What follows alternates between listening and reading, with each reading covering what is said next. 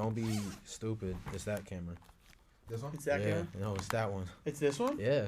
Oh, This we one. switched it? Yeah. Yeah, we got it. Oh. Yeah. Come on now. You know what I'm saying? You That's gotta what Josh play was with talking that about over there. motherfucker a little bit. You know what I'm saying? You gotta Alright. play with it a little bit, man.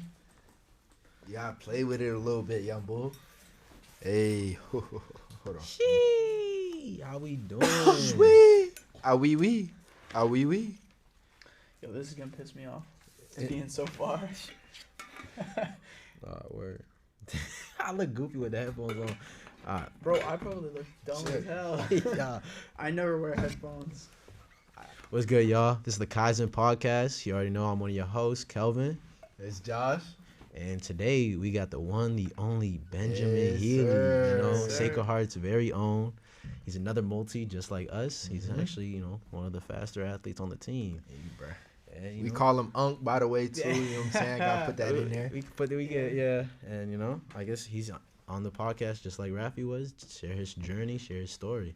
Because it's you know, it's an interesting one, too. You know, without Ben, I probably wouldn't be as good as I am right now. You know, he's a motivating factor. No, for real. He's definitely helped us, you know, evolve our freshman year already. So Mhm. glad to have him part of the team for sure, and glad to spend the time with him. But you know what I'm saying? You want to introduce yourself to the people, man? Thank you guys. I appreciate being here. It's going to be fun. I'm Ben Healy, Benjamin Healy if you want to be formal. Yeah. Unk for them, the young guys. I'm a 5th year on the team, so I'm in my grad school. I did undergrad in 3 years and grad school in 2 years. Oh, well, you've been on it. Yeah, so I've been grinding. Graduate in less than a month now, so Yeah, you got it's that in the back exciting, of your head. Yeah, You know but what I'm saying? Speaking on that, how you feel about that though? How you feel about graduation? bro, it's coming up quick. I'm Yeah. excited. I'm excited to start the next chapter of my life. Being in Mhm. school for 5 years, you know, Yeah. it's been a journey. It's been a lot, but I'm happy to be here. Like, I'm happy with the journey that I had, and I'm happy to move on to the next part of my life. You know, you can't stay at the same place forever. That's how you get for stagnant sure. and everything. And so Hey, bro. I'm excited, but I'm 23 now. Mhm.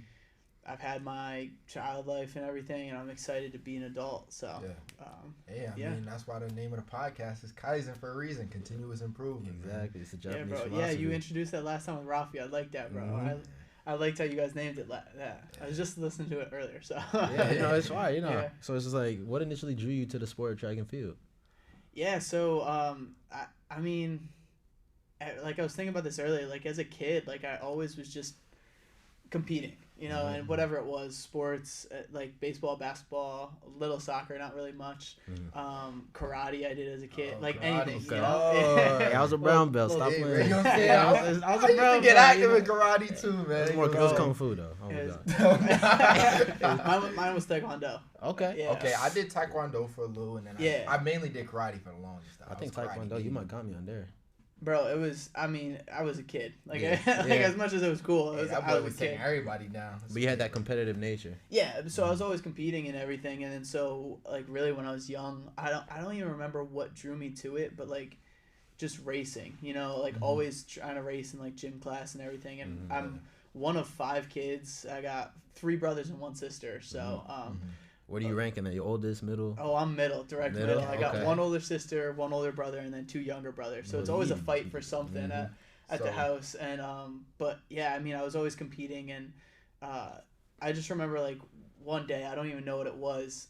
We had like a family gathering, not even a party, but my dad's also youngest of 10, so like our family parties are huge. Yeah. Okay. But I remember for some reason I was like, all right, I'm gonna get the attention, and like I don't know what I was doing, Yeah, but boy had to show I out. set up a chair, like a folding chair, the middle of the room. I brought everyone downstairs. I was like, everyone has to stay on the couches and watch me sprint back and forth. And I sprinted back and forth like 5 times and like Hey, hurdled yo. this chair. It was like hurdling, and then I was just drawn to it. Yeah. You were born And for this so- sport. That's what I'm Yeah. saying. That's that little Yeah. kid energy you got, Yeah. though. You know Yeah. what I'm saying? He said, hey, come watch me real quick, auntie. Let me show you a little something. It's like that, Yeah. you know, do that little dance you doing. Do that little That dance. little dance you for $5. Yeah, but so no, I've always been drawn to it. And the competitive nature of the sport is just so different than other sports. Oh, yeah, Yeah. for sure. It's great, so I love it. How would you say your passion has grown like over the years? Dude, it's grown a ton. And so I started running cross country and track in 7th grade, Okay. so middle school. And, you know, I had like I came in 7th grade and I was like, yo, I'm gonna be the fastest kid. Yeah. And you start cross country in the fall, and I was not the fastest kid. I mean, cross country is no joke. Cross country was not my sport, and I was like, oh shoot, this is rough.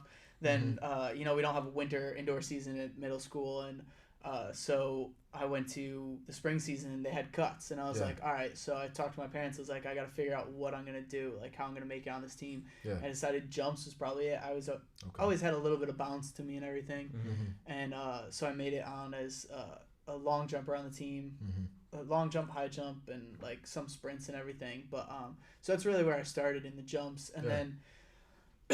Obviously now being a multi, I don't know if I said that before, I'm a multi decathlete. Yeah. But so like now being a multi, it's like grown, my love for the sport has grown so much because I got so many different experiences now with all the different events and just trying to be the best I can at all of them, but I mean I've had my ups and downs. There have been times where I've been done with the sport. I almost didn't come back after my 3rd year. Start going into grad school. I was like, I don't know if this is for me anymore. Like, just some things with the team and like coaching and everything. Like, not that I didn't love it anymore, but it wasn't like giving me the same draw to it and everything. So how would you say like you bounce back from like, because there's certain people out there that I know too that have like struggled with like losing their love for either track or just the sport in general. Like how would you say you kind of bounce back from that, Yeah, so again, like it was just a big like change in kind of the team atmosphere and everything, and going into grad school I was like, all right, I feel like I got to focus up now. Like I got to do this. And so not really that the love of the sport changed, but like thinking it was right for me at the time kind of changed. So it was like your priorities? Yeah. And then so what happened was the first week of that semester, so last year, not this fall, right? Like the past one, the one before that, came into the semester, and that's really where I was contemplating all summer, like coming back and everything. And I still put in the work all summer, but it was like, I don't know if this is really my thing, like how much work I'm actually going to put into it. And that first week, it's still off season. We can't really train with our coach, so we always do like captain's practices or whatever, just to get to know the freshmen and everything. And within that first week, we stopped hearing from our coach. Usually I'll talk to him about workouts and stuff. Stopped hearing from him, and next thing we know, he left. He was gone. So I was like, all right. So for the first 3 months, it was me and the other captains trying to figure out and coach the whole group. There was 20 of us, and so it literally was me. And I mean, that's kind of where I fell in love with it again, because I was coaching the sport, and that's what I want to do. I'm going into coaching when I graduate. I'm looking for a job now, so anyone know positions, let me know. He's definitely he'd definitely be a great coach for sure. Yeah, he definitely knows what he's doing. I wouldn't be where I am today without him. No, I appreciate that. But so getting back into like that coaching and like really trying to like make plans and like actually like the environment with the team and my teammates and everything was great. Like I loved working with them and everything and being their teammate, but then like actually making workouts and everything, and then trying to help people become the best that they can be. And that's really where I think I've always strived in life, is just working with people and trying to help them be the best that they could be in whatever. And so like through that, I was like, dang, like I've had great coaches over the years in all the sports I've played, and they've definitely shaped me to who I am now. And I was like, all right, this is something I want to pursue. And so then last year with Coach Quest coming in and everything, he really came in like with a goal in mind, and I like welcomed him wholeheartedly and brought him on, and we got really close really fast. And he, like, his passion for the sport and my passion for the sport and everything just like grew so much that like me and him were just on the same wavelength. And I PR'd last year in both multis by hundreds of points. I think it was like 400 points in the deck in one season. Which is like easy. So and that was just from his coaching and everything, and like really his passion, bringing out my passion again for competing. And not that I never wanted to compete again, but for sure, it just brings another level out of you and everything. So I feel that, and it's like with all these different coaches you've had, and just being able to like take in all this different information and being able to persevere and just like grow from it, it helps you become who you are today. Coach number 3 now. For my event group. I mean, I feel like it's definitely a struggle too for some people that like already, like, how would you say you handled, like, just, again, being able to just be open to a new coach, you know, your third coach and stuff like that, like, to still continue to not block a coach off and say, you know what, I'm gonna just go do this on my own, and I'm gonna just keep it to myself and focus on. I'm not even gonna listen to what coach tell me. I know how to train me, basically. Like, I know sometimes it's hard for people to adjust to different coaching styles. So, like, how would you say, like, that's, you know, helped you to be adaptable, I guess, you know? Yeah, so I mean, I got to go back to my dad. My dad's one of my heroes. Same thing with my mom, but they've had a great influence on me, and my dad's always said, like, since I was a little kid, like, going to any sport practice, he's like, you show up, and, like, even if you don't know it, like, what to do, you just show up and say, Coach, what do you need? What can I do? And so that kind of, like, same thing. So I kind of took, and then it's the same thing, like, leaving practice, you always shake the coach hand, like, you thank the coach for that day at practice and everything. And so it's always me just, like, going up and, like going in with that mindset, like, Coach, what can I do? And kind of being a student of the sport, and especially with track and field, like, and now wanting to coach, like, it's so important to get the ideologies and philosophies of so many other coaches, because like, being a young coach in the sport, I might have an idea of what I think my philosophy is, but, like, I gotta build it, and like, just talking and learning from other coaches and seeing them, like, coach, and what better way than to be one of their athletes and to learn from them, and learn what I like, what I don't like about their coaching style, philosophy. And there's obviously going to be things that people don't like it's just natural that, like, you can't be 100%. Exactly. You're a new coach. You got to try different things, you know? Exactly. But, like, so I'm just, like, over the years getting new coaches, I mean, it's definitely affected me. Yeah. I've also had a great team, like the Multis group over the years, and even this year, like, I know it's, like, it's weird this year. It's a big difference, a lot of underclassmen compared to, I came in as a freshman, and we had the same kind of group. It was a big freshman class and not a lot of upperclassmen. So the past 4 years, it was like we got really close and everything. And then this year, it's a little different because even the people that are still here in grad school, so we're all over the place. But the freshmen, I could see just making that environment and everything. Oh, yeah. At the end of the day, it's almost like you're passing the torch to us. Exactly. And I love that. It's like, I can't wait to see what you guys do and everything. But just the group environment and everything has been so great. And I'll speak to that till the day I die. Like, the Multis group is my family, no matter what. I mean, it's important to have people like that around you, just a good team community. Because, I mean, I feel like that definitely makes your love for the sport as well, to come to practice every day and just generally want to be around the people there. Like, even if, like, you're injured or something like that, you can still, like, you just enjoy their company. Like, and it's nice. And one of the things you can even, like, realize, like, with the Multis group is, like, we interact with all the groups kind of like the same. Everybody kind of, like, is cool with us. Like, everyone is happy to talk to us. Like, if you look at the hurdlers, like Kimura, we always, like, you know, every time we talk to her, just giving her tips, like, it's always, like, you know, it's like a back and forth type thing. With the throwers, that's a fan. I love the throwers right now. I've gone pretty close to the throwers. Like, those are my guys now. So it's just like, it's nice to see, and it's almost like it kind of started with the Multis. Yeah. But, well, it's being a part of the Multis group is great because, I mean, so at Sacred Heart, for people that don't know, it's multis and vertical jumpers, so high jump and pole vault, right? So the horizontal jumpers, so long jump and triple jump, are with the sprinters. But with us, like, we're, as a multi, I do everything, and I have my multi coach.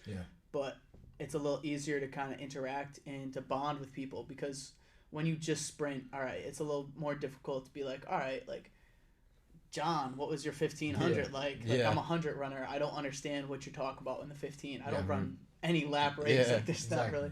So, but being a multi, I could be like, all right, I get the distance aspect of it. Like, I run a 1500. It's not as far as most of those distance guys go, but I can understand, like, race strategy a little differently than 400 race strategy. But then I could go talk to the sprinters and talk to them about their, like, sprints and everything. Talk to them about block starts.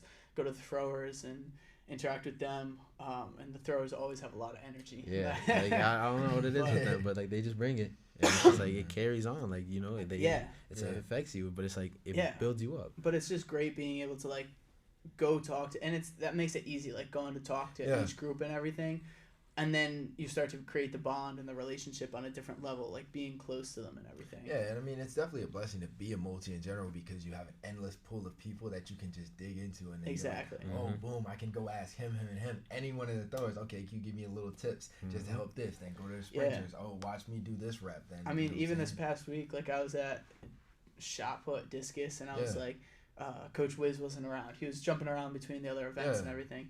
And I just went to I'm a fifth year. I like know what I'm doing, but it's always nice to have someone watch. Oh yeah, exactly. sure. So And so I asked Aiden. I was like, "Yo, Aiden, like, can you just watch this?" And he's like, "Yeah, of course." And I'm like, "Listen, I will take any and all, like, correction, any help, like whatever. Like, it's not my specialty. I'm more of a jump specialty. Like throws, I can coach or I could know what to look for and everything, but." Especially like being the athlete itself, it's like separating yourself from being an athlete and a coach. And like coaching yourself is great, but it's always better to have someone else coach you. You get a better, like. There's only so much that you can see versus somebody else. Yeah, and you're always looking for something specific. Exactly. When you're coaching yourself. Yeah. You get a brand new view and look on everything. Exactly. I tell you that a lot, right, Kel? Yeah. And it's just like on Wednesday with discus, like. I was with the throws group and Squally. He was just like telling me everything like I needed really on my throws, and I've been recording a lot of them. So like I would look back at the video, I'm like, that was what I was missing, and like my throws they just consecutively got better, and I'm like, I don't know, discus just being my favorite event. I just like have so much passion for it. I'm really just trying to throw it far, but it just helps again everyone's point of view, and it's like we almost like bounce off each other because like, me and Squally almost had like the same like sweep problem, so it's like he was kind of building it too. So it's just like. It's nice being able to bounce off each other and just like help each other. Exactly, and that's the best part. Like your coach is gonna be there and everything, and they can give you cues. But when you interact with another athlete who has the same issue as you, or a similar issue or something, an issue that they have had in the past, like a cue can only do so much. But coming from another athlete, like they can describe it so differently. Like just being able to describe like, all right, this is what you should feel, not this is what you should do. Yeah. Or like, because an athlete, you're more in tune with your body than sometimes coaches aren't. Not that they're not in tune with their body, but it's hard for them to relate that because they're not the one actually doing it. So like speaking to another athlete, they're like, all right, this is what I feel when I do that. I do that a lot with a lot of people. I'm like, all right, this is what I think about. This is what I feel. I feel my foot contact into the ground, whatever it is, And then going off of that, like, how would you say you've gotten to that point? Because like you always like every time I'm like, oh, my hammy's a little hurt. You're like, did you talk to coach? Or it's like, are you sure you want to do this next rep? And it's just like I don't really like think about it like you do necessarily. So like, how would you say you got to that point to like really like take care of your body? Because being a multi, it hurts the body. So it's just like you've gone to the point where it's just like when to do things and when to stop. Yeah, and so I mean, recovery is a huge part, especially of track and field. I mean, it's of any sport at the collegiate and professional level, even the high school level. If you're really competitive and everything, and you really want to be good, but I mean, it took me a while. I was freshman year with Coach Beach. It was all right. We're at practice and in the fall, and he's like, all right, we're ending practice with a stretching session, partner stretches, stretching on your own, whatever. It was really like regimented. Yeah. Excuse me. Regimented. And then like not that he didn't let us leave, but he would like kind of scold you if you didn't leave with ice on your shins. Yeah. Like especially as a freshman coming in, like knowing we're doing a lot more volume and everything than we ever have in high school. He's like, go to the trainer, get ice on your shins, like take care of this before it's a problem. And that was the biggest thing, like freshman year learning, like, all right, like there are going to be aches and pains, but do as much as you can before it becomes a problem. Yeah. Over the years, I got really good at it sophomore and really junior year. Like junior year, I was peak in recovery, and my body was feeling really good. I was doing like one ice bath a week in season and everything. And then grad school hit, and I kind of took a toll. It took a toll from me because classes changed to at night, and having practice at 3, and then class at 5. Like I would So I'd get a small recovery in, not as much as I normally do. Wouldn't be able to get ice. Like I just had to cut things short, and my body's definitely taken a toll from it. And I mean, this year I've had more injuries than I ever have, and it's not career-ending injuries, but like. Pulled my groin like slightly. I was out for a few weeks from that. Then I bulging disc, out for a while because of that. And it's just at that point with the bulging disc, it was like, all right, recovery is huge again. Like I'm not doing much, and what I am doing, like I have to make sure my body's ready for it. So kind of learning at practice, like what's worth it and everything. It's like, all right, like I'm feeling this way, and I guess it comes with over time too. Like knowing that, like, all right, I'm a 5th year. I've been through this. I know my body's gonna hurt. Yeah. Like I know these workouts. Like even if they're a new workout, I know what energy system and what I'm working. I know it's gonna hurt. I know I'm gonna be sore. Yeah. if it's jumping, I know my shins are gonna be kind of on fire a little bit, and like just my legs are gonna be achy. So it's like, all right, what is worth it? Like, do I do that extra rep? Like, at the end of the day, like now it's become, especially now that I'm more like knowledgeable of the sport and everything, and I'm kind of experienced now. It's instead of quantity, it's quality, right? So I'm looking at it like, all right, I only have 6 jumps today. Okay. Like, especially with my back, when I had my bulging disc, Coach Wiz was like, you have, like, for pole vault, I would take, like, I don't know, 5, 6, 3 steps, and then go back to a full and just work that for an hour and a half and do as many, not an hour, like an hour, and do as many jumps as I could before it, like, started looking crappy, you know? But I would show up after, like, right after my bulging disc, and when it started to feel good enough where I could jump again, he's like, you're taking maybe 2, 3 steps, and then you're going right back to a full approach, and you get 5 jumps, like, that's it. And I was like, well, shit, like, I can't be screwing around. Like, I have 7, 8 jumps to really lock this in and to fix something today, to make something better. So how would you say that, like, helped adjust your mentality from, like, instead of going, like, you need, like, 12 3-step jumps to going to, like, only doing 2 or 3? Like, how do you think that's helped your mentality develop? You know what I'm saying? Because I know it's definitely helped, because then, as you said, it's quality over quantity now. So therefore, like, how has it helped you go from last practice, okay, I did this, now I'm coming to the next practice instantly to lock in, and then I know. Yeah. And so, I mean, that's kind of something I've been working on the past few years, like quality. You always want quality reps, right? And so I've definitely been working on that, but this year it really locked it in for me. It was really like, you have to do this or else it's not going to, like, it doesn't matter. Like, in the past I could say, all right, I'm going to do 5 jumps, and then if the last one is shitty, it's like, all right, I get another one. Like, let me do another one. But now it's really like, you don't get another one. But it was kind of like going into every practice with a goal. And, like, again, with Coach Quest, that was a huge thing, like, that he taught me. Like, go into every practice with a goal for the day. And, it, like, I know goals are important, and I was trying to journal and everything. I know journaling's important. I'm trying to journal my workouts and everything, and I got pretty good at it over the summer, and then, again, I lost time during the semester and everything.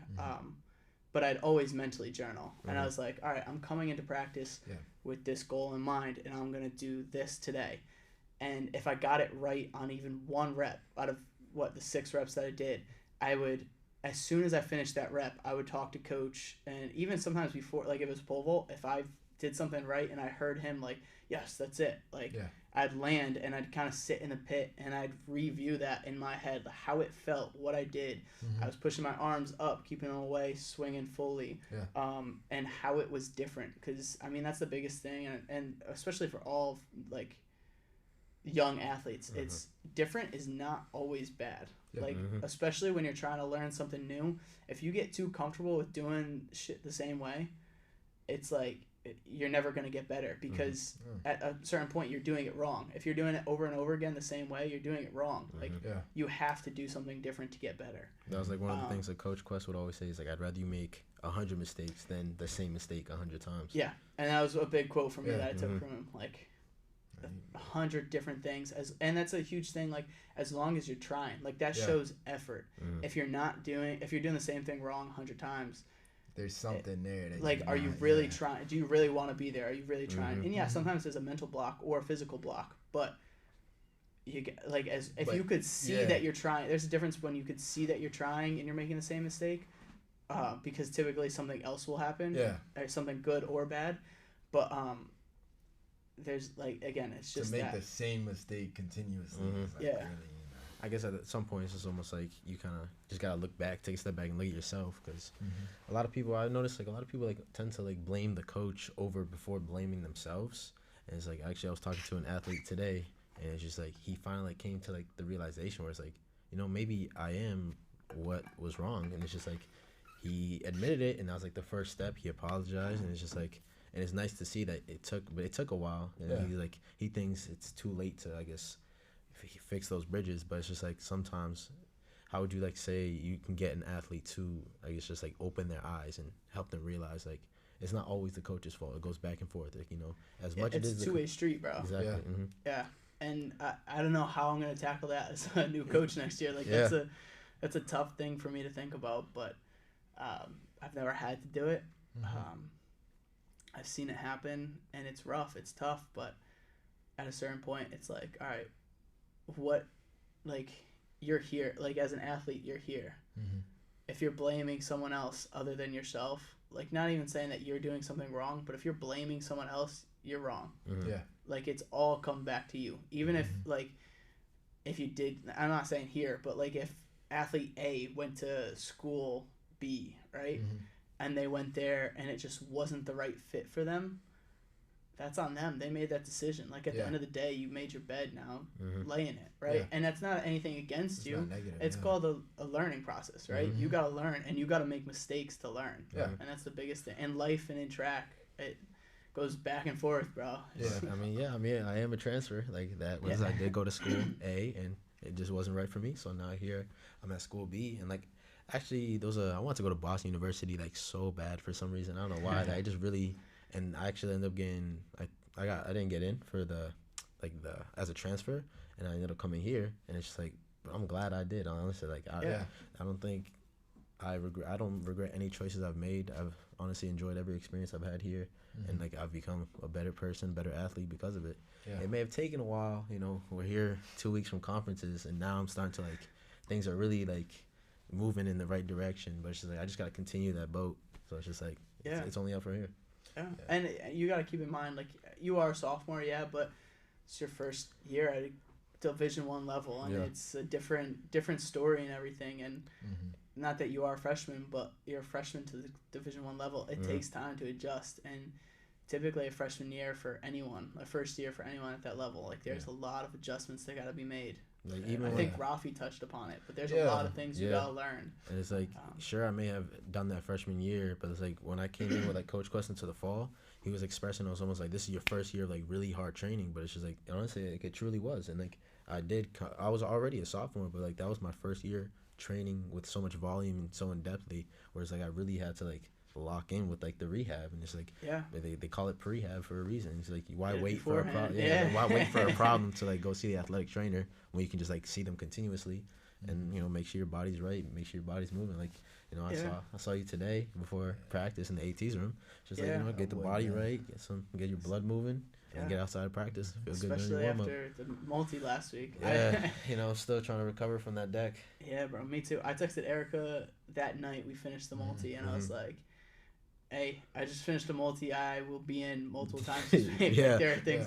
And then the first day I went in, she was like, all right, what do you want to work on? Or, like, what's bothering you? I was like, all right, I'm going to give you the rundown, and we'll make a plan for the week. Like everything's I got my hamstrings, my elbow, my shoulders got tight. It was all sorts of things. I won't lie, I underestimated that deck. The way I was feeling afterwards, I was like, damn. The deck is a different animal than the hip. I was just like, damn. Going through indoor, I was like, wow, this is way easier. Yeah. Even after I bulged my back, right, having that bulging disc, like, the multi was hard, but you got through it. It's way easier than the deck, bro. Yeah. Adding that 400 at the end of day one. Oh, yeah. Ooh. Right. Ain't nothing like that, honestly. I don't know. That 15 was painful, bro. Yeah. Well, the 15 is always painful. It the is. 15 1,000, that's why it's last. Yeah, that definitely is why it's last. You just give them everything you got. That's it. Like, I'm always at the line, and it's always a joke, right? Multis, like, especially around here, the New England area. Yeah. Like, you guys will see when you guys start, like, go to New England's over the years and everything.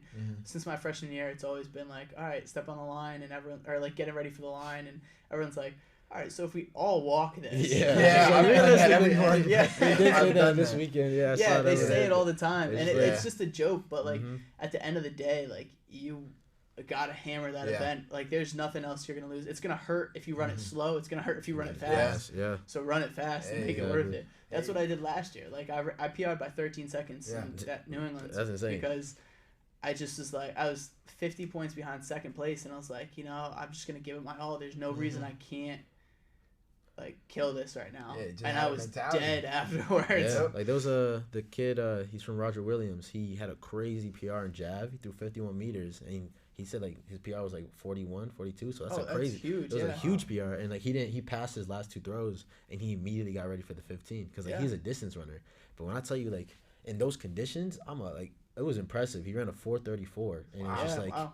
he was hauling ass. But Cooking. because of that, Yeah. I think he was like 7th, 6th, and that pushed him into 3rd. So Yeah. it's just like he hauled No, ass. exactly. Especially when you start running faster like Yeah. that, like 4:30 and And faster, that makes you a get difference. a lot of Yeah. points. Yeah. So it's just like, 1,000 is easier to get more points in, Mhm. but the 15, if you run fast in it, you'll get a lot of points, mhm. and it makes a huge difference because everyone not dogs it, but it's hard at the end of 2 days to be like, Yeah. I'm gonna hammer this, Yeah. and it's long straights and long curves Yeah. outdoor. Yeah, Oh, but like, it's a yeah. better feeling though, like especially just doing it yourself. Like you make it all the way to the 10th event, and you're like, okay, yeah, like you said, everybody get on the line. You know, if we all just kind of jog it, we'll be all right. You know what Yeah. I'm saying? But it's one of those feelings you gotta be optimistic. So what if I just put my all into it and PR? You know what I'm saying? Yeah. Or what if I beat everybody here? I don't care about their PR being like a 4:15. You know what I'm saying? You have that optimistic mindset. You just put yourself in your shoes and in your imagination. And even if you may not be there, you're at least pushing yourself when you get into that actual position to Yeah. just go as hard as possible. And at the finish end of up. the day, man, like you're competing against other people, but like I know at New England's if URI is there, Devin Donahue, he Oh, scores yeah. 7K. Like Yeah. I'm not a Oh. 7K multi.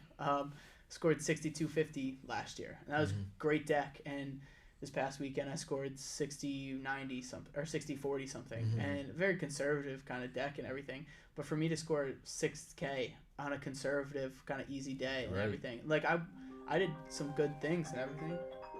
About that. Yeah, but like you were saying, like I mean, a conservative 6,000 points is Yeah, nothing to shy and at. like Yeah. I was not conservative in everything, but you know, like just trying to get through this meet healthy. There were a lot of good kids. The kid that won the meet was 7K, and like Josh Mooney, he's a dog. yeah, and like I'm gonna just get through that meet healthy. Like there's no point for me to hurt myself or anything. Get through it healthy, and putting in good work. And I mean, I had some good PRs. I had some good performances. There's stuff I gotta put together. Yeah, but at the end of the day, it's a multi is putting 2 good days together. Yeah. Yeah. And like that 15 is part of those 2 days. Like you can't dog it. Yeah. I mean, even like again, Devin Donahue's a dog. He scores 7K, but sometimes I compete against him, especially at New England's and everything. And he's on his 3rd multi of the year, and he's just like ahead by so many points that if he just finishes the race, he'll still beat me. Yeah. Which, I mean, he's just a great athlete. I can't say anything bad about him. He's a great athlete, great guy. But like, I mean, he's not hammering that 15. I think his PR is like 5:13. But sometimes it's like 5:10. sometimes you just want to see how far you can go. Though, It is like know that. what I'm saying? yeah. And like, great for him. But like, as I don't know, if I was in his position, and I'm not, but like, and this is just me, but I would hammer that, and I'd want to break 5 because like that's just more points going your way. Yeah, It's again, just, like, who and knows? You could See how far you can go, especially like that 7K could turn to like a 7.3. Or yeah, 7, so and it's just you like, know, it's all at the end of the day. Like for me, it's school record. Like I'm looking to go for a school record. Like yeah. I might not win New England's this year, but that school record's there, and if I could put together, like if it comes to that down to that 15, I'm gonna hammer it. I'm gonna give it my all. Like you know, it's gonna hurt, but and that's what I did last year, and I still got 3rd. I missed 2nd by 19 points. The kid had like a 6-second PR as well. That's So I missed it by like 19 points, and I was pissed. But again, I went from 453 to 441 Okay, so yeah. in one season. Like, I thought I was gonna go like 447. Yeah. You know, and I went 441. I was hurt. Yeah. I was done after that, but And I you was got that- done. What do you Exactly. think made the difference, though? You know what I'm saying? Like, how do you make that switch instantly? Is it just a mindset or what? Like going into the 15 or going Like, into the multi. Just kind of like I'd say going into the 15, but even like just dropping like time difference from like how you said 451 to 450 or 451 to 441. Yeah. Yeah, like making that. You know, I mean, time that was for- just a huge coaching kind of switch. And Okay. like going with Coach Quest, I trained for the 15 more than I ever have. Even now, I trained way more for it last year and everything. Yeah. And there's definitely been shifts in my performance. Like my sprints have all gotten faster, but my distance right now is kind of struggling. But I also come from back from the back and everything. Yeah. But you know, it's like a mental thing. Like the workouts I was doing with Coach Quest and everything were just like, all right, you're gonna like. I'm gonna feel what I'm gonna feel in the 15. Like I remember some of the workouts I was doing last year were like, for the outdoor it was like 3 500s at just about race pace, maybe a little slower or whatever. With 90 seconds in between. That's not a lot of time between 500s. Not at all. And like race pace is like 36, 37. No, it'd be like 37, 38. It'd be like 38 75 through the 4. So Yeah, so like I think it was like 75 through the 4. Yeah. so it'd be like 130. So it was stuff like that, 120, and with 90 seconds rest, and then that's not the end of the workout. That's half the workout. Yeah. Then you get 10 to 15 minutes, depending on what it was, and then we get 5 to 8 200s. Yeah. Sometimes I'm thinking those were where it was hard because that was hitting work like race pace. Yeah. With 30 seconds rest. Yeah, so like no I was joke. hitting those. I was trying to go for 30, but it was realistically like 32, 30 seconds rest. And that's you come through the line, you finish, you turn around, you don't even get to put your hands on your knees. You get back to the line and it's going again. And it's just like you can just like those 30 seconds gives you like almost your legs time to like build up lactic. So it's just like exactly. I told Coach Quest all the time. I was like, I'd rather just run a 400 at this pace, and he's like, nah, but we're gonna. It was like making me feel the pace and find that pace, getting comfortable with it. Comfortable with it. And that's really like that was a big mental barrier for me. Like the 15 is a huge mental barrier. It always was that third lap. I'd be like, dogging it, and then I'd come around and I got 300 left. And I'm like, all right, like that's when I should have picked it up. Like I shouldn't dog it. Like that's when it's important. And it's like that race at New England's. I came through, and that fifth 200, so 800 to 1,000 meters was probably my slowest 200 split, but I hit the 500 mark, so I was 1,000 meters in, and I was like, oh, I know I gotta move for this. And I was in third at that place in the race. I was in third place. Okay. Doug was in front of me in second, and there's the Southern kid in front of him, and I was like, I gotta start moving. So I hit 500 meters. I started picking up my stride a little bit, opening it up. 400 meters, I was like, this is a sprint. Like I don't know how fast I did that last lap, but I was moving and it hurt. Yeah. But I came around 200 meters left, and Coach Quest is screaming at me. Everyone's screaming at me on the sideline, and I'm just like, I'm moving for this finish line. Like this is, I'm here. I'm going as fast as I can. I got yelled at because I was dying, but I like took a little peek over my shoulder on the curve, and Coach Quest in the race just yells at me, "Don't look over your shoulder!" After the race, he's like, "You had a great race, but you looked like a bum because that." I was like, "Yeah." That boy hit one. It was just like this, like peeking, and it was like he was like, "Don't do it, just run." And I was like, "Damn, like I'm hurting." Right? It's like, you gotta do what you gotta do. I'm trying to get it done.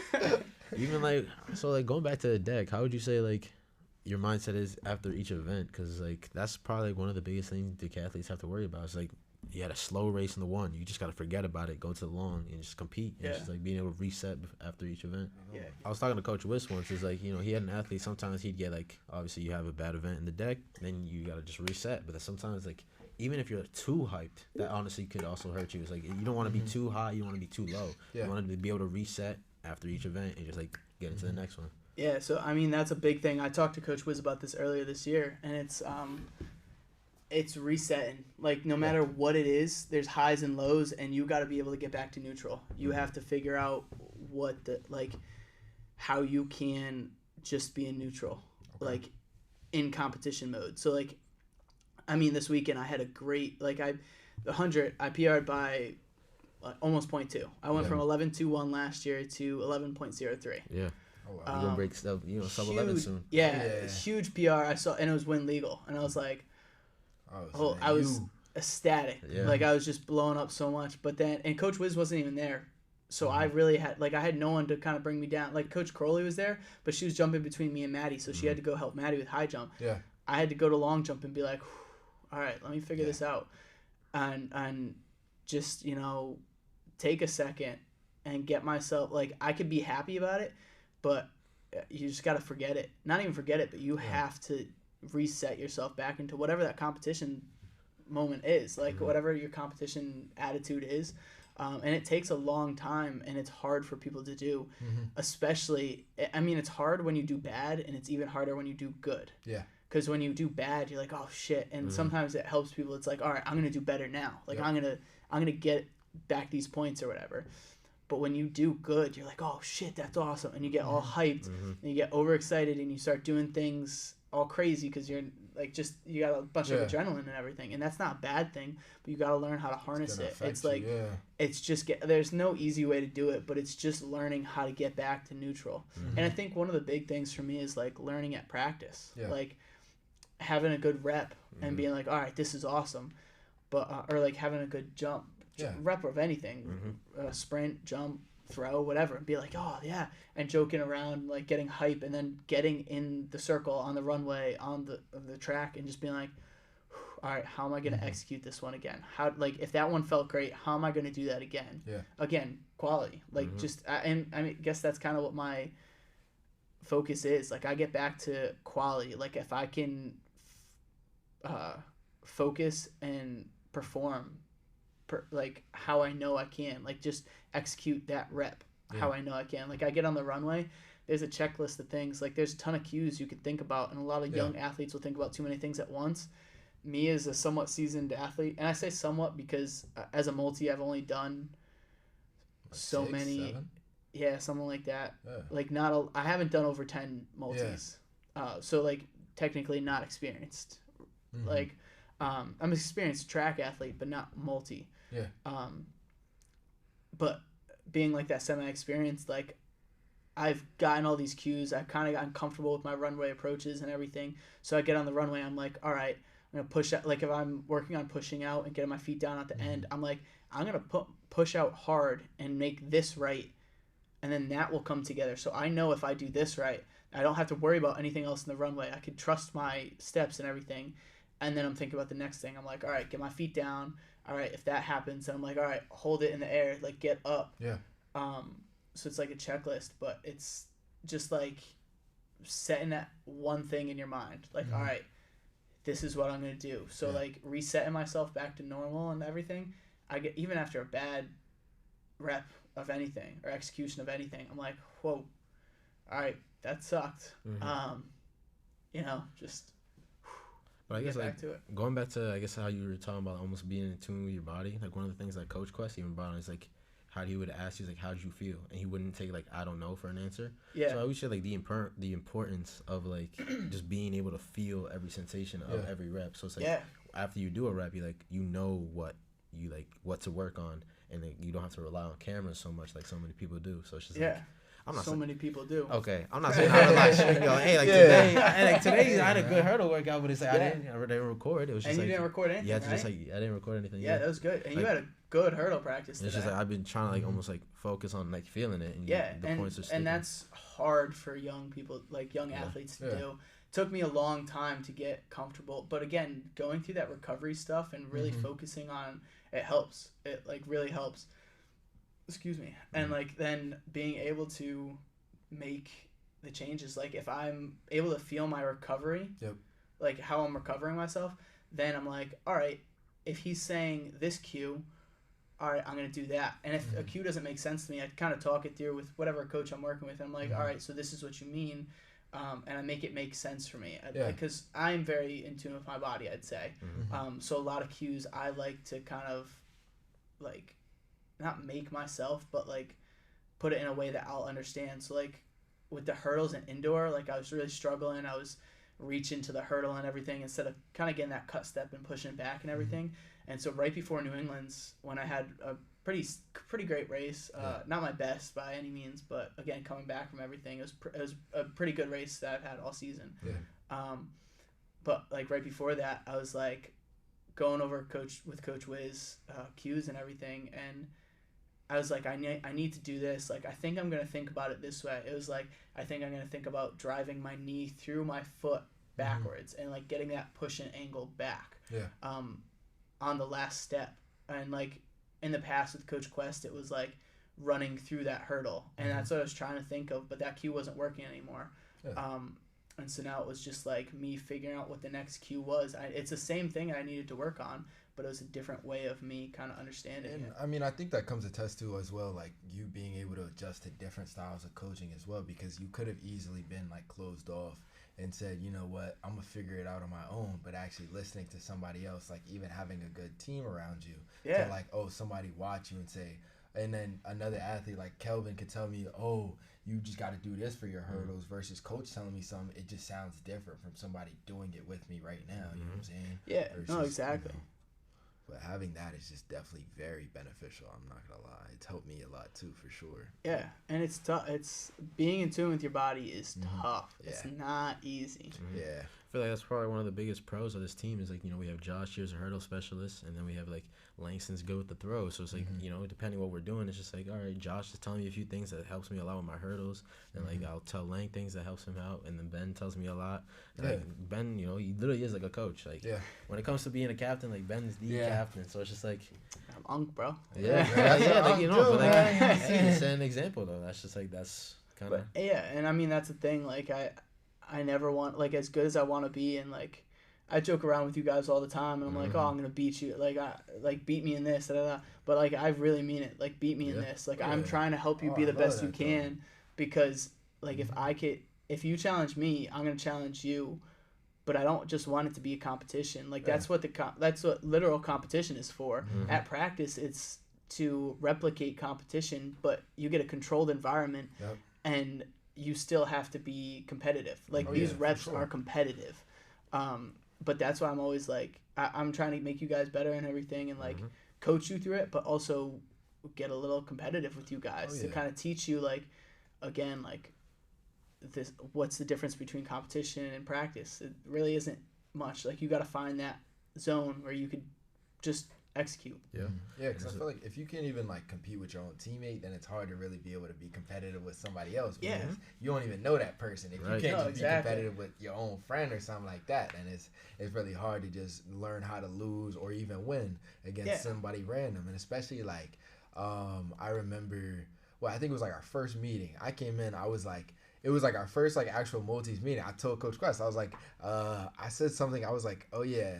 He was like, what's your goal? I was like, my goal is to beat you on hurdles or something like that. I said that. I was like, I was so dead serious about that, because like I even though like even if I wasn't there yet or anything like that, or even if I'm still not there, that's my goal. In the end of the day, I want to be at the highest level I can possibly be and just be on top. So therefore, I'm gonna make those challenges. And as you say, like I love that competitive push, because it's gonna it's gonna help me get to where I need to be. It's competitive push, but it's also helping each, like you guys said, like helping each other get better. Like being a hurdle specialist, like you know a lot about hurdles. Like I go to you for help with hurdles. I ask you about stuff, and I try and help you, but like it's just getting a different eye and then pushing each other. Like getting that kind of cue in for each other and then pushing each other.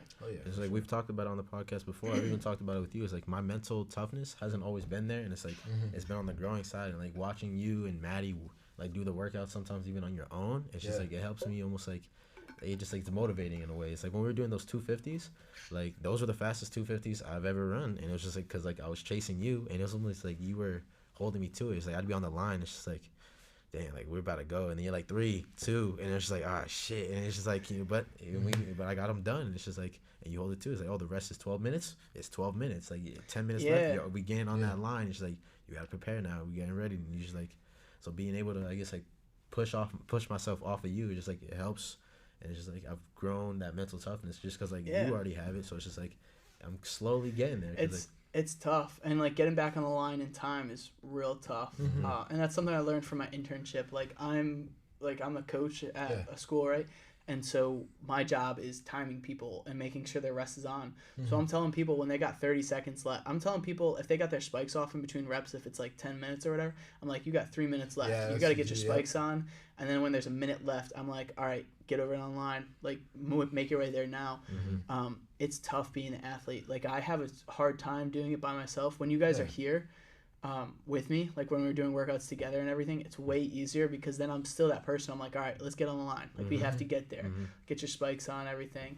But when I'm by myself, even yesterday in the workout, like I gave myself an extra 30 seconds. Not really meaning to, but I was dilly-dallying, getting my spikes on and everything. By the time I got over the line, I was like, oh, shit, that's on me. Like, and like I got a good rep in and everything, but at a certain point, 15 minutes, adding another 30 seconds, is it really that much extra time? But at the same time, it's the point of being diligent with it and everything. I feel like the biggest part for me too, like during intersession during winter break when we had, or not intersession, but when we were home during winter break and we got the workouts. I feel like the biggest part for me, like learning to really kind of build that mental toughness, was especially like, oh, he'd give us the workout when we would have to do like 500s or something like that. It was like the 6 to 4. And That's what I'm saying. the 6 to 4 and the 5 twos, bro. Like it took a lot, you know. It took a lot, and even like the little things of, okay, like you said, like just looking at the time, and I still kind of struggle with it now, but like teaching myself, just get your head out of it completely. Like as soon as you see the time, 5 seconds left.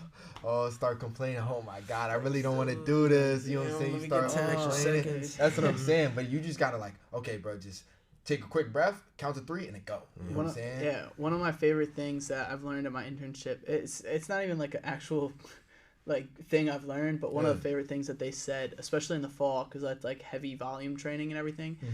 They would they're like an intense coaching staff over there and everything, but they have a really good team. Yeah.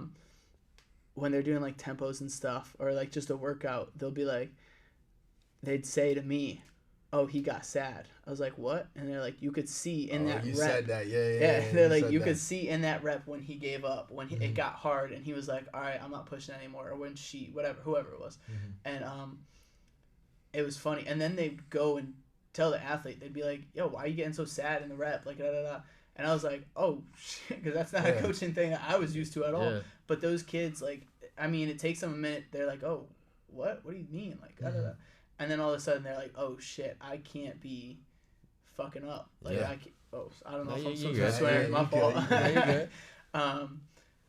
Yeah, but they're like, oh, shit, like, whatever. Like, I can't be messing this up. And sometimes it clicks, sometimes it doesn't. And again, that comes with maturity, being like, all right, this hurts, but it's worth it. Like, I gotta put my head down and execute. And some days are easier than others. Some days are really hard, but like, you can't let yourself get sad. You can't let that, oh, this is tough, take over.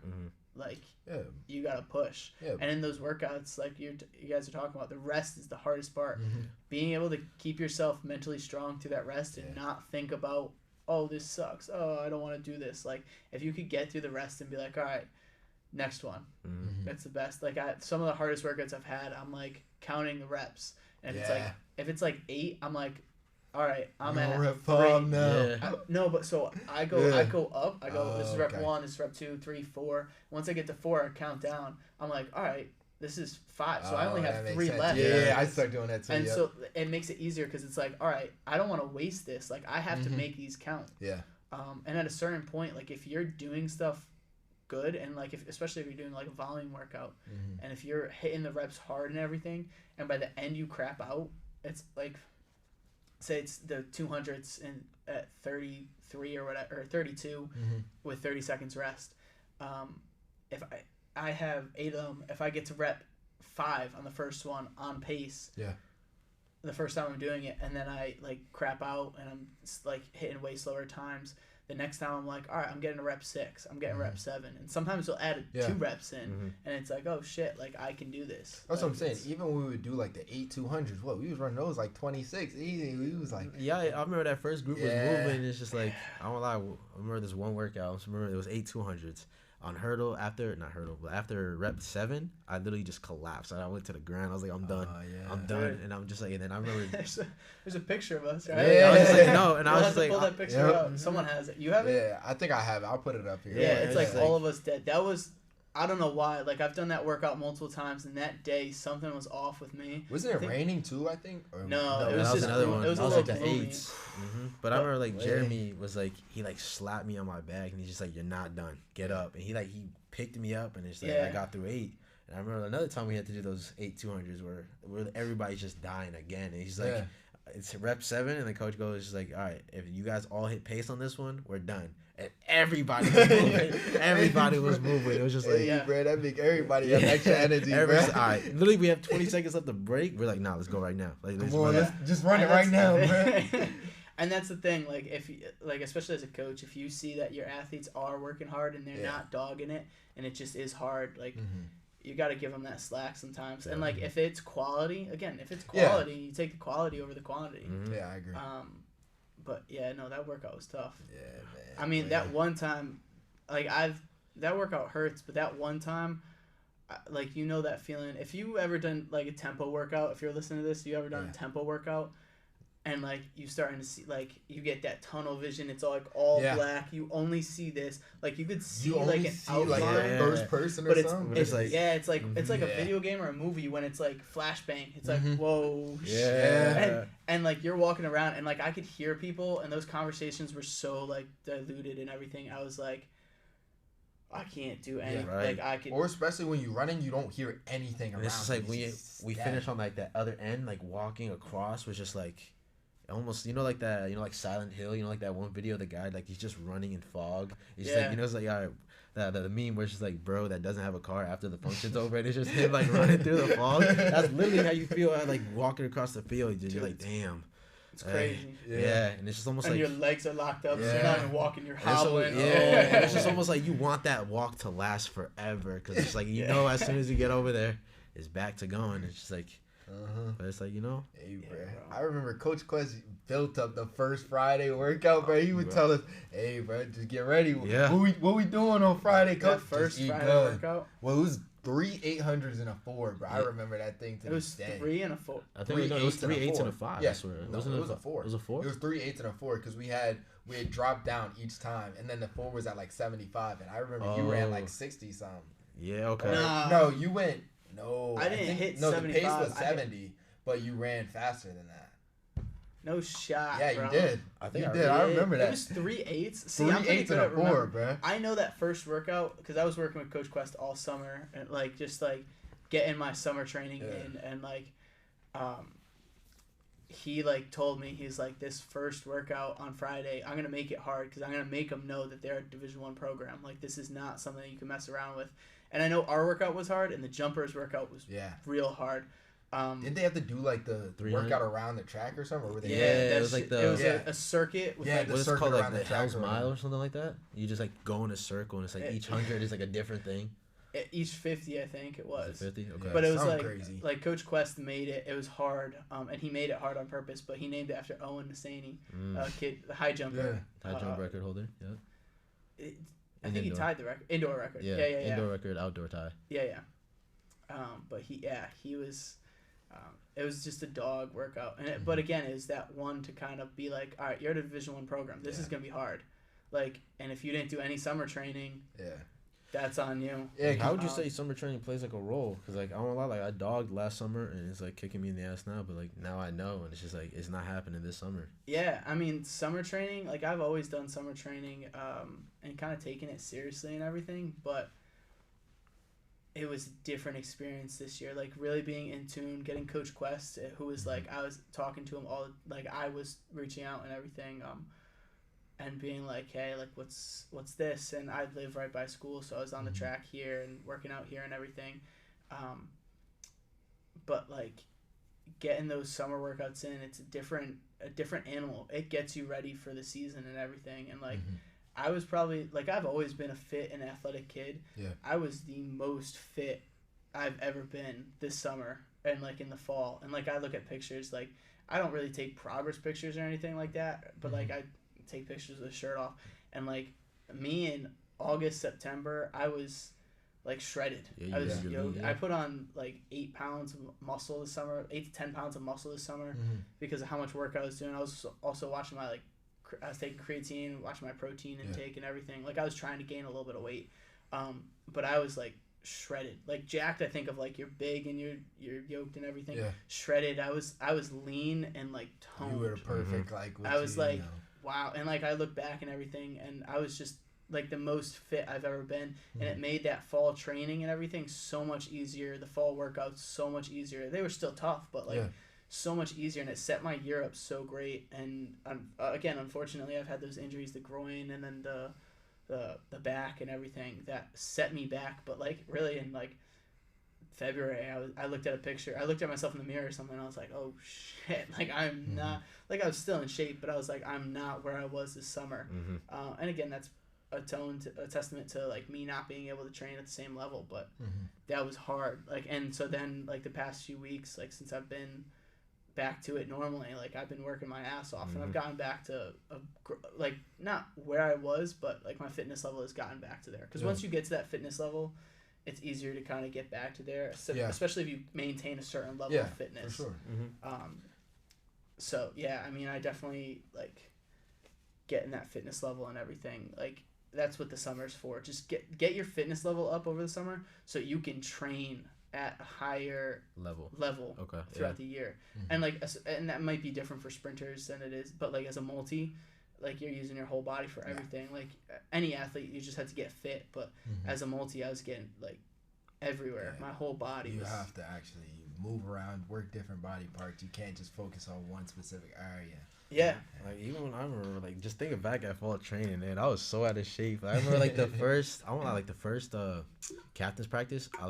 It was right after our class, and I fell asleep. And I remember looking at the chat, and like I got a text from Ben, and he was just like, "Hey, I didn't see you today." I'm just like, oh, right. But then the next one I go to, and of course it was a captain's practice, but like, you know, Coach Quest wasn't helping us or anything, but like he was in like the stands, and he was like taking a look at who's going out. Exactly. And he was not interacting, but he's just like, all right, he was just like looking, and it's just like, of course that's the one where all we did was just the warm up, and that killed me. I was like, damn, like this is just the warm up. Long too, wasn't it? Yeah. I was just like, I remember we've eased off it.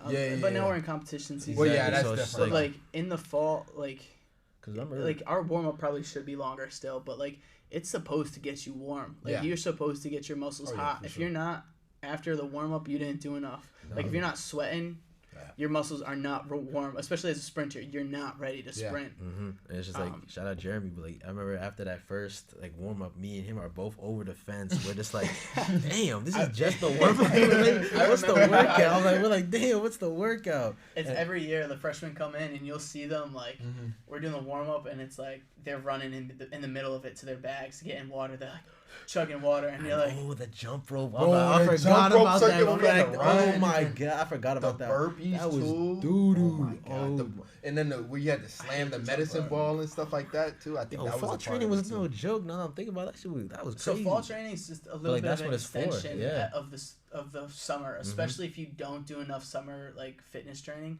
It's just getting your fitness up. Now it stinks like someone like me, my fall training was a little bit different. Like I was still doing those things, but I was able to kind of take them to a different level and tweak it a little bit because my fitness was already up. So I started like that phase way over the summer, and then it ended a little bit earlier than the rest of you guys and everything. Exactly, yeah. And I get to work on different things. I was surprised honestly that I came in like my at least fitness level wasn't too far bad. Like it wasn't too bad coming in because I didn't even see a summer plan or nothing like that. Right. Like what I wanted to do, like literally I knew coming into college I wanted to gain a little more weight. So like what I focused on like the beginning, like the first like month, maybe month and a half, I was just in the gym like lifting heavy. Like I was focusing on like senior year though, like I like got into doing like hang cleans and different things like that. Yeah. So like I understood like, okay, yeah, these are because I had to research when I hurt my ankle, right?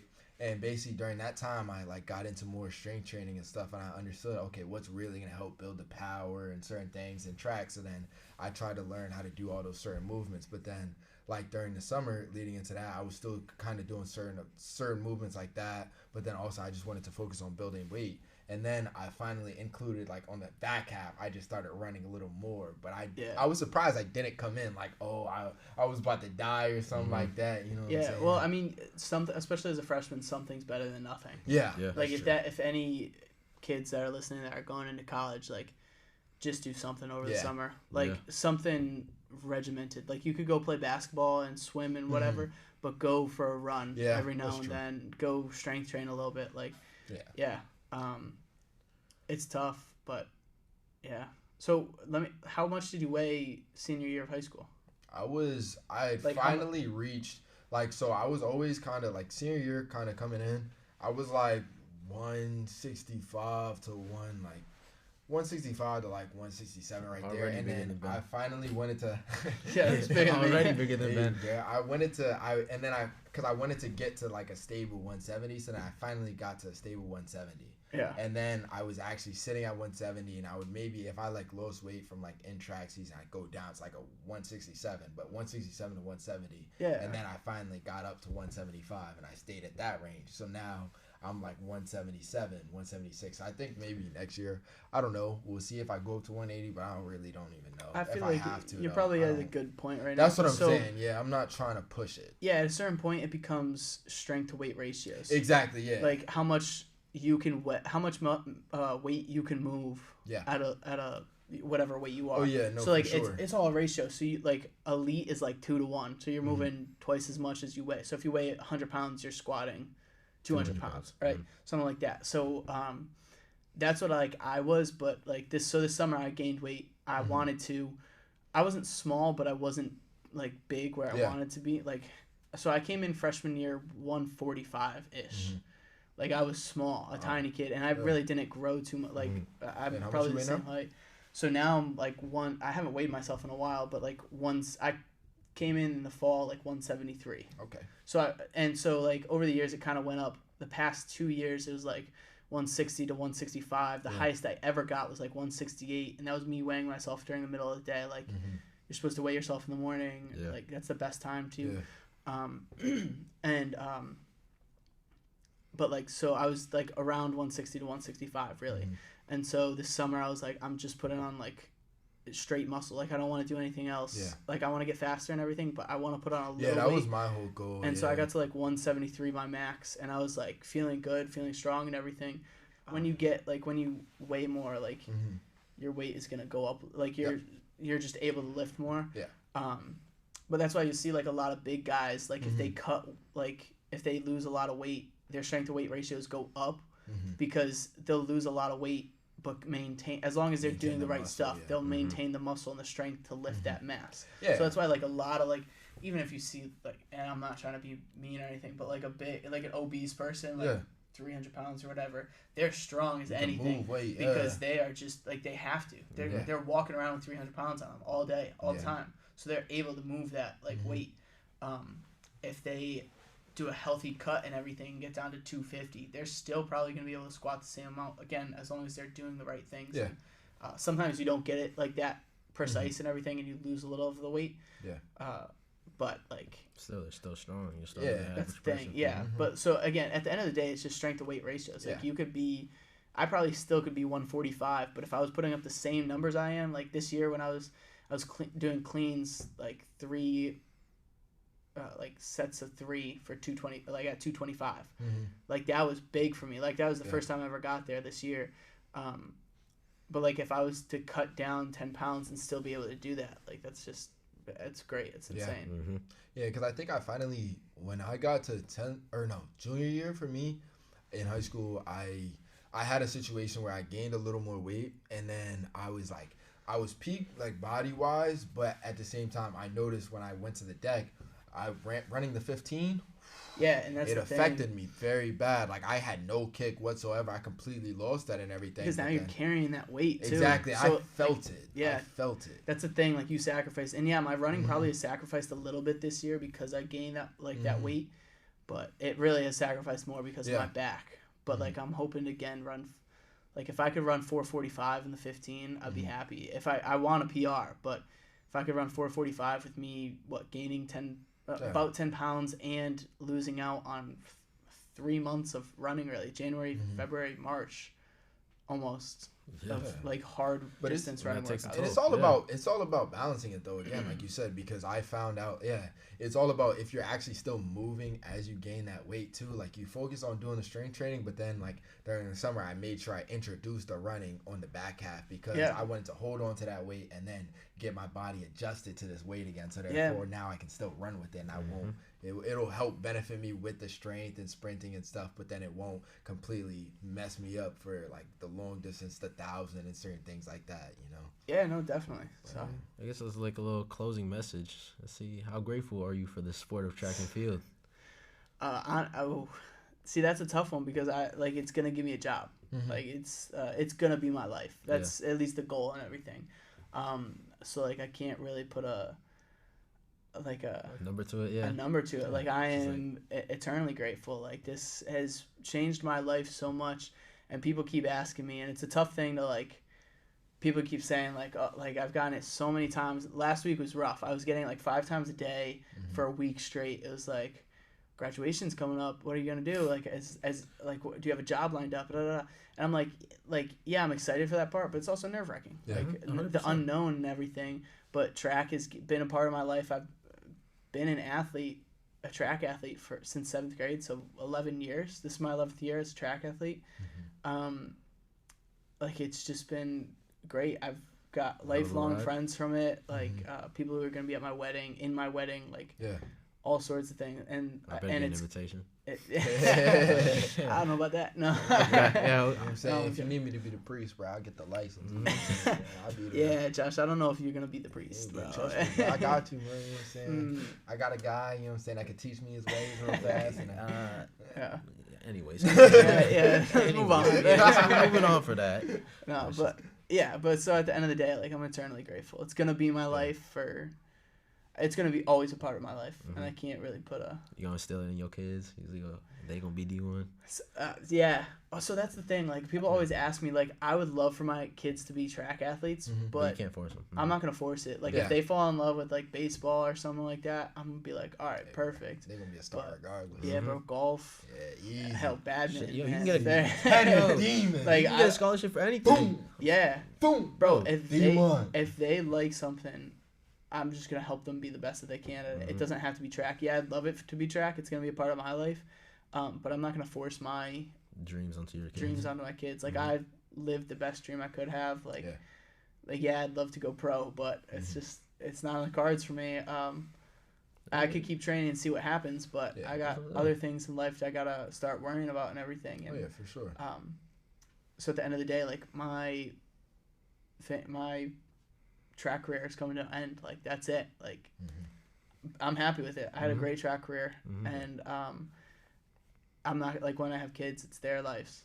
I'm just there to guide them in the right direction and make them to be the best people that they can be. And that's kind of like my philosophy going into coaching too. That one right there. I want to help these kids be the best people that they can be. Like, not only the best athletes, but just the best people. After again, track, like what I'm just saying, track is my life, but it's not gonna be my life forever. You still got 60 good years in you left. You know what I'm saying? Like, hopefully, you know, hopefully 83. Yeah, hopefully I'll God make gets it you 83. there. Yeah, so it's just like, you know, just taking all the values you've learned from the sport of track and just applying them to real life. Being able to just be a better person. And and help other people to see that too, especially with people coming from so many different backgrounds and everything. Like, and it's beneficial just seeing, like, you can actually, like, what you input into somebody else and just seeing them grow from that. Like, you know what I'm saying? Like, making a difference in someone's life. It's the best feeling in the world. But not looking for anything in return. Exactly. Yeah. Like that is what you get in return, I guess. It's just like seeing them grow. So I guess, like, you know, it's just like, it's nice.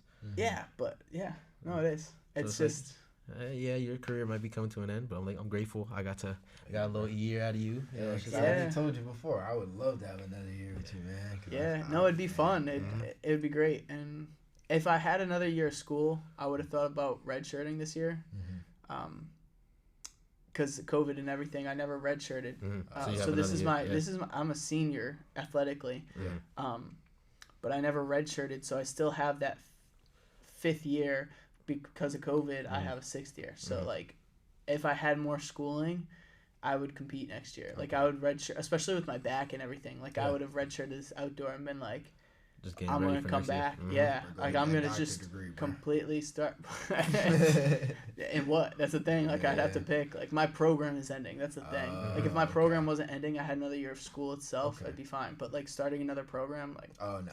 That's like just that's more a whole years. lot. So it's like, but I mean, the things you've instilled even in me, hopefully I can pass those on to next year. Like, I'm hoping. Exactly. I don't think I'd be able to fill your shoes, but maybe fill half of them. You know, just at hey, least bro, be I think that's a great compliment, but, like, my shoes don't need to be filled; they need to be replaced. Like, no, that's a good you point. You need to get your own shoes and. Exactly. You know, that's build actually. up to them, I was thinking about it exactly. Yeah. Like, I'd love that I left an impact on you, but, like. You got to do things your own way. That's true. You're your own person. I'll be my own type. Like, I'm going for that captain position, so hopefully I'll be my own type of captain. We've had talks about it. Yeah. Uguay be talking about from Kung Fu Panda. Bruh. Hey, you know. Like that, If we don't know it, I'll put the code in there. Yeah, put the code in there. Uguay right here. There's a saying. Yesterday is history. Tomorrow is a mystery, but today is a gift. That is is why it is called the present. But again, you know, I appreciate you coming on the show. Appreciate you bro. making time. I appreciate you guys having me. This has been fun. I Mhm. mean, we always have talks like this at Exactly, practice and so it's just everything. like- So it's glad. It's like Had to make it official. Man. Exactly. Yeah, So bro, it's like it's it's nice nothing to- new. You know what I'm it's saying? nice to get it recorded Exactly. and put out there. And yeah, Hopefully, people can take some info. You know, learn from it. Yeah, bro. Because everything you can take someone else's experiences, help it shaping your own. Exactly. yeah, bro. Understand. Hey, if you ever want me back, I'll. Oh yeah, for For sure. Let me sure. know. You know, maybe like a post-season type of video type thing. Yeah, bro. Get through it healthy. Hey, Fix bro. yourself. Yeah, Remember that's what we're the talking goal. about. Set yourself up for next year. You know what I'm saying? Stay healthy, as he says, prehab. You know what I'm saying? Got to stay healthy, and you know. We could take it back full circle Exactly. all Yeah, this easy. whole time. We could keep talking Yeah. about it. But Yeah. yeah. But yeah, you know what I'm saying? Again, Yes. thank y'all for making it this far. If you Mhm. have, Thank you for and tuning just, in. You know what I'm saying? If Thank we you, can guys. help out, you know what I'm saying? We always willing to do that and put in the comments anything else you want us to Mhm. touch on. But yeah, Mhm. again, thank y'all for watching. Another episode of the Kaizen. Thank Wrapped. you guys. Thank Yeah. you. Of Appreciate course, it. Thank you. Signing out. Oh my god. Dude, I gotta go home and pack for this meet tomorrow. Oh shit.